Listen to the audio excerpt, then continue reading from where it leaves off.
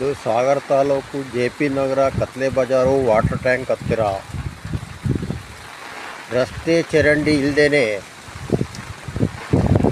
ನೀರು ನೋಡಿ ಹೆಂಗೆ ಬರ್ತಾ ಇದೆ ಅಂತ. ಶಾಸಕರಿಗೆ ಕಂಪ್ಲೇಂಟ್ ಮಾಡಿದರೂ ಏನೂ ಕ್ರಮ ತೆಗೆದುಕೊಂಡಿಲ್ಲ. ನಗರಸಭೆಯವರು ಏನೂ ಕ್ರಮ ತೆಗೆದುಕೊಂಡಿಲ್ಲ. ಇವರೆಲ್ಲ ಏನು ಮಾಡ್ತಾ ಇದ್ದಾರೆ ಅಂದರೆ ಮನೆಯಲ್ಲಿ ಬೆಚ್ಚಿಗೆ ಕುಳಿತುಕೊಂಡಿದ್ದಾರೆ. ಏನೂ ಜನರ ಸಮಸ್ಯೆಯನ್ನು ಯಾರೂ ನೋಡ್ತಾ ಇಲ್ಲ. ವೋಟ್ ಹಾಕುವಾಗ ಮಾತ್ರ ಮನೆ ಬಾಗಿಲಿಗೆ ಬರ್ತಾರೆ, ವೋಟ್ ಕೊಡಿ ಅಂತ ಕೇಳ್ತಾರೆ. ಆಮೇಲೆ ಪತ್ತೆನೇ ಇರೋದಿಲ್ಲ. ಹೀಗಾದರೆ ಹೇಗೆ?